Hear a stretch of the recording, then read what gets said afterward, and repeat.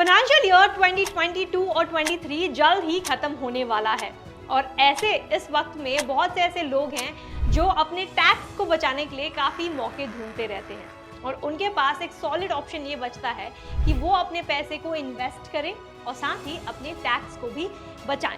तो चलिए इस वीडियो में मैं आपको बताती हूँ 10 से भी ज़्यादा टैक्स बचाने के तरीके के बारे में। और इस वीडियो में खासकर हम ये फोकस करेंगे और समझेंगे कि ये जो सेक्शन 80 है इसके अंदर कौन कौन से सारे डिडक्शंस हैं जो एक व्यक्ति क्लेम कर सकता है।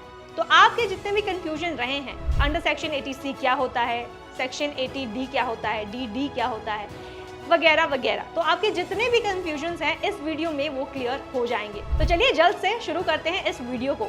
आगे बढ़ने से पहले अभी तक इस चैनल को सब्सक्राइब नहीं किया है तो तुरंत इस चैनल को सब्सक्राइब करें।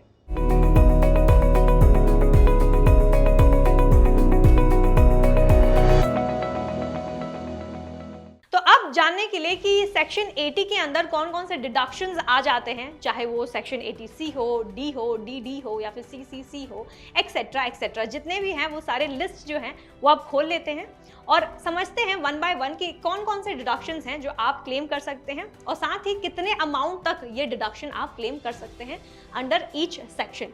तो अभी मैं आपको एक चार्ट प्रेजेंट कर देती हूँ ताकि आपको क्लियर अंडरस्टैंडिंग मिल जाए कि कैसे और कितना आप टैक्स बचा सकते हैं अंडर ईच सेक्शन।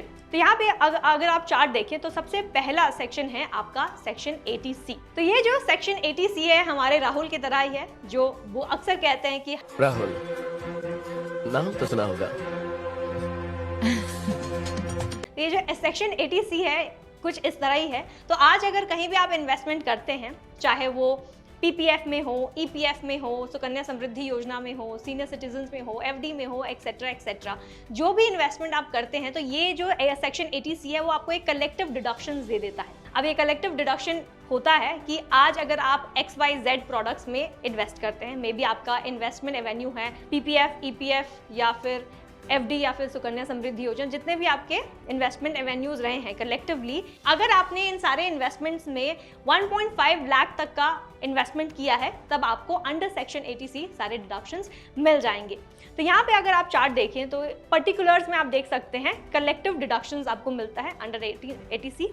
साथ ही मैक्सिमम लिमिट है इसका 1.5 लाख और इसके जो टाइप ऑफ इन्वेस्टमेंट है या फिर एक्सपेंस या फिर इनकम है वो आता है PPF में, EPF अगर आप इन्वेस्ट कर रहे हैं, साथ ही senior citizen saving schemes, post office के टाइम डिपॉजिट्स में या फिर 5 ईयर टैक्स सेविंग FD हो गया, NSC यानी कि नेशनल सेविंग सर्टिफिकेट हो गया, चाइल्ड्स ट्यूशन फीस हो गया, NPS हो गया, VPF हो गया, नाबार्ड का रूरल बॉन्ड्स हो गया, लाइफ इंश्योरेंस प्रीमियम हो गया, साथ ही होम लोन के प्रिंसिपल पेमेंट जो आप कर रहे हैं, EMI इसको आप भर रहे हैं उसका हो गया, एक्सेट्रा।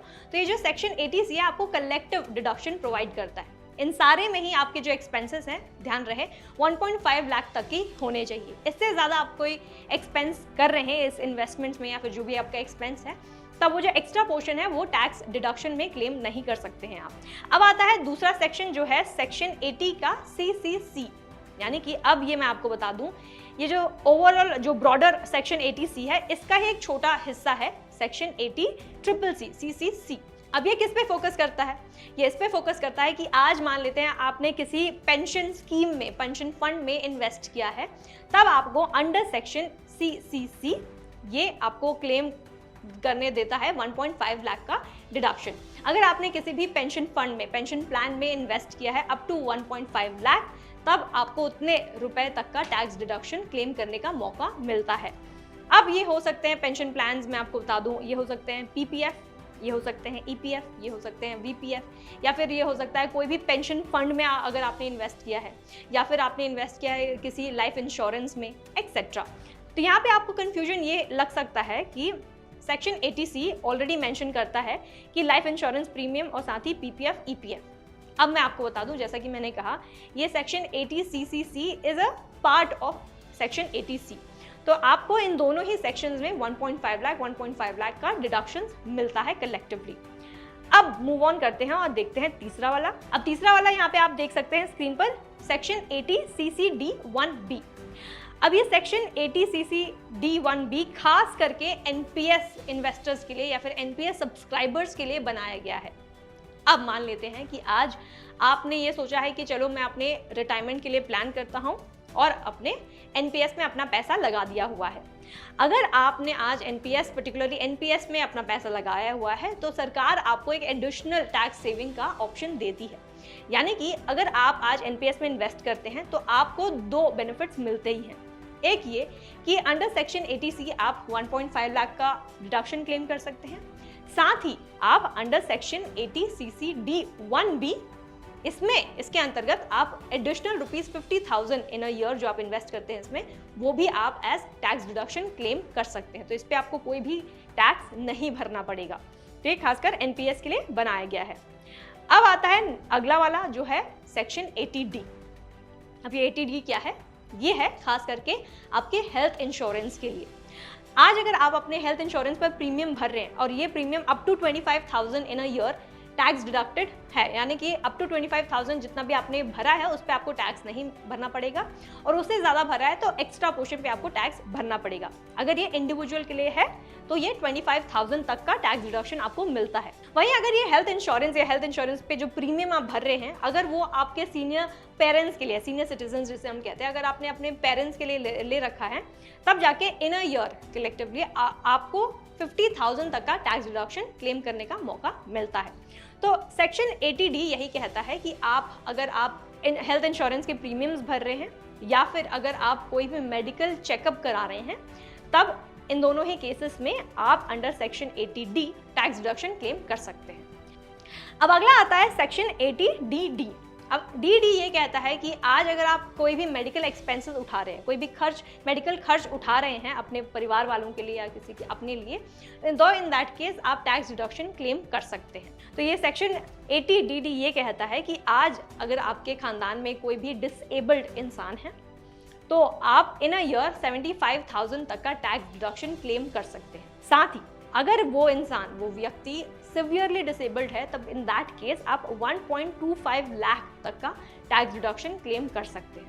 यानी कि जब भी आप अपने आईटीआर को फाइल कर रहे हैं तो आप ये दिखा सकते हैं अपने आईटीआर में कि कहाँ कहाँ आप खर्च कर रहे हैं, तो आपके ओवरऑल इनकम का कितना हिस्सा खर्च में जा रहा है, कितना हिस्सा इन्वेस्टमेंट में जा रहा है, कितना हिस्सा आप सेव कर रहे हैं, स्पेंड कर रहे हैं, एक्सेट्रा। तो अपने आईटीआर में आपको यही दिखाना है कि कहाँ आपका पैसा जा रहा है। तो अगर आप ये दिखाते हैं कि आप कोई मेडिकल एक्सपेंस यानी कि कोई खर्च उठा रहे हैं अपने खानदान वालों के लिए, वहाँ पे आपका पैसा जा रहा है मेजरली, तब अंडर सेक्शन 80DD आप ये क्लेम कर सकते हैं। अब आता है अगला वाला जो है सेक्शन 80DDB। तो ये भी एक मेडिकल एक्सपेंसेस के लिए ही है, लेकिन ये थोड़ा स्लाइटली डिफरेंट है सेक्शन 80DD से। अब डिफरेंस इसमें ये है कि अगर आज कोई स्पेसिफिक डिजीज के लिए कोई ट्रीटमेंट करा रहे हैं, मान लेते हैं आपके खानदान में कोई ऐसा व्यक्ति है जिसको एक स्पेसिफिक डिजीज है और इसके ट्रीटमेंट के लिए आप पैसे खर्च कर रहे हैं, तो इन दैट केस आप under section 80DDB tax deductions claim कर सकते हैं। अब कितना क्लेम कर सकते हैं? वेल, अगर वो एक इंडिविजुअल है तब इन अ ईयर, एक साल में आप 40,000 तक टैक्स डिडक्शन क्लेम कर सकते हैं। वहीं अगर ये स्पेसिफिक डिजीज के लिए आप जो पैसे भर रहे हैं ट्रीटमेंट के लिए, अगर वो व्यक्ति एक सीनियर सिटीजन है, तब इन दैट केस आप 1 लाख तक का डिडक्शन क्लेम कर सकते हैं। अब कंडीशन ये है, फॉर एग्जाम्पल अगर आपका एक्सपेंसेस जो है, overall expense let's say 60,000 rupees का है, 60,000 रुपए का है, और इस एक्सपेंसेस में आप क्लेम कर सकते हैं, एक व्यक्ति के लिए क्लेम कर सकते हैं 40,000 रुपए और एक सीनियर सिटीजन के लिए क्लेम कर सकते हैं 1 लाख रुपए। अगर आपका ओवरऑल एक्सपेंस है 60,000 रुपीज़, तो उसमें इंडिविजुअल के लिए आप 40,000 क्लेम कर सकते हैं। वहीं अगर आपको इंश्योरेंस कंपनी ने ये 40,000 रुपए दे दिए हैं, तब आप कोई भी क्लेम नहीं कर सकते। और वहीं अगर ये सीनियर सिटीजन के लिए है और आपको इंश्योरेंस कंपनी वाले ने सिर्फ 40,000 ही दिए हैं, तब आप 60,000 तक का एडिशनल डिडक्शन आप क्लेम कर सकते हैं। अब अगला सेक्शन आता है आपका सेक्शन 80E। अब 80E भाई ये बोलता है कि आज अगर आपने अपने बच्चों के पढ़ाई के लिए स्पेंड किया है, लोन लिया है, फॉर एग्जांपल लोन लिया, आपको अब्रॉड में पढ़ाना अपने बच्चों को, और उसके लिए आपने लोन लिया है और इस लोन को आप वापस कर रहे हैं, तो इस पर आपको टैक्स बेनिफिट्स ज़रूर मिलेगा। तो अंडर सेक्शन 80C ये कहा जाता है कि अगर आप किसी एजुकेशन लोन को क्लियर कर रहे हैं तो उस पर आपको बेनिफिट्स मिल सकते हैं। यहाँ पे कोई भी अपर लिमिट नहीं है।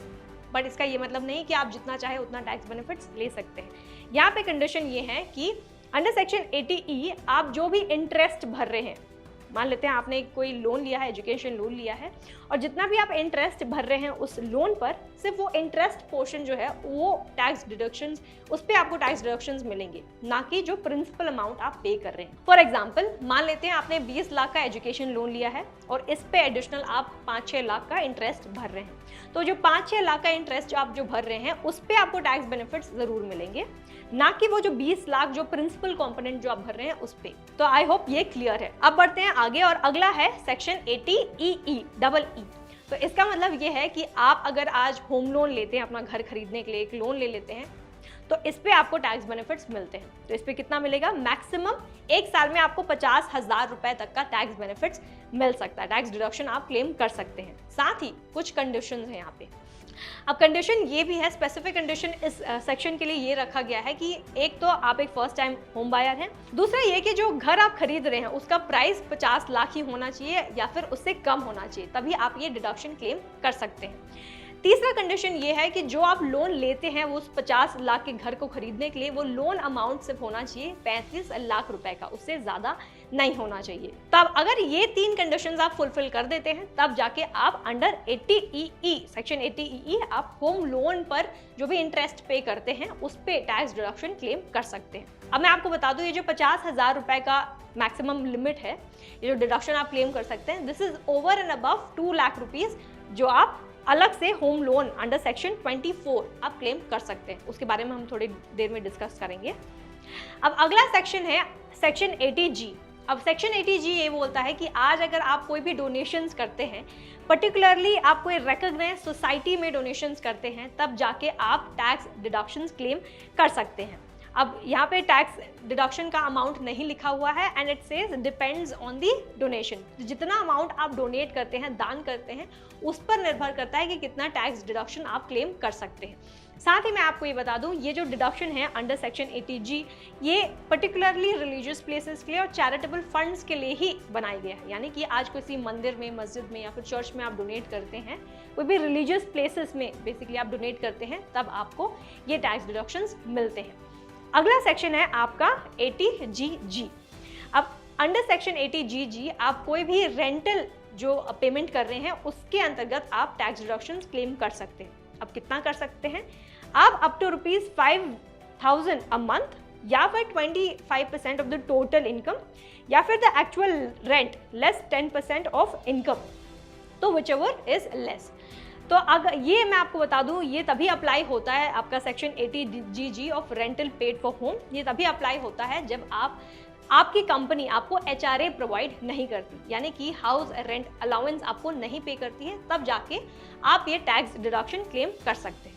साथ ही आपको ये टैक्स डिडक्शन क्लेम करने के लिए एक रेंटल प्रॉपर्टी में रिसाइड करना होगा, यानी कि वहां अगर आप रहते हैं तब ये आप टैक्स डिडक्शन क्लेम कर सकते हैं। तो अगला डिडक्शन है सेक्शन 80GGA, जिसके अंतर्गत ये कहा माना जाता है कि अगर आपने कोई साइंटिफिक रिसर्च के लिए कोई किसी तरह का डोनेशन दिया है तब आपको टैक्स डिडक्शन मिल सकते हैं। यहाँ पर वापस टैक्स कितना आप डिडक्ट कर सकते हैं या कितना बचा सकते हैं डिपेंड करेगा कि कितने अमाउंट का डोनेशन आपने दिया हुआ है। और अगर आप लास्ट कॉलम में देखें तो यहाँ लिखा हुआ है डोनेशंस टू साइंटिफिक रिसर्च और रूरल डेवलपमेंट, यानी कि कोई भी साइंटिफिक रिसर्च के लिए आपने पैसे दान किए हैं या फिर रूरल डेवलपमेंट के लिए किसी तरह का अमाउंट दान दिया है, तब आपको ये टैक्स डिडक्शन मिल सकता है। अगला है सेक्शन 80GGB। ये कहता है कि अगर आपने किसी भी तरह का पॉलिटिकल डोनेशंस किया है तब आपको टैक्स बेनिफिट्स या टैक्स डिडक्शंस मिल सकते हैं। अगला है आपका 80TTA।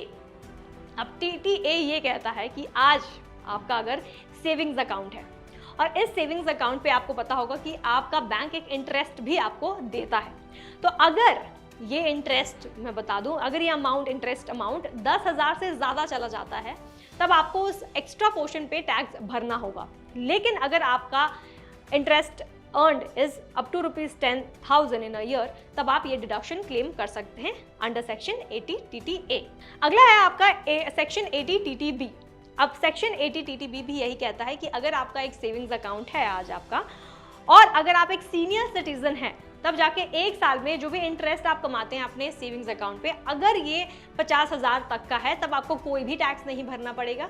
अगर ये 50,000 से ज्यादा है तभी आपको टैक्स भरना पड़ेगा। और अब आता है नेक्स्ट वाला जो है आपका सेक्शन 80U।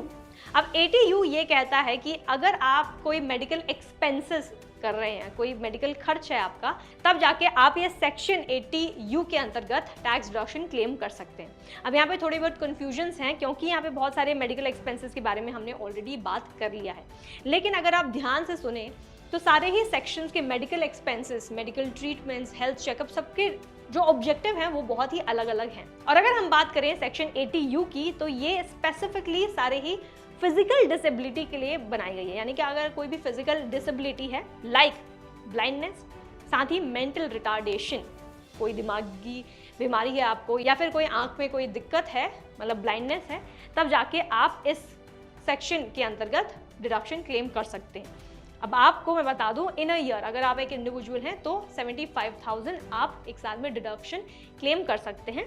और अगर ये सिवियर डिसेबिलिटी हो जाता है, बहुत ज़्यादा हो जाता है, वो डिपेंड करता है कि कितने परसेंटेज में आपको दिखाया जाएगा कि डिसेबिलिटी कितने परसेंट तक की है।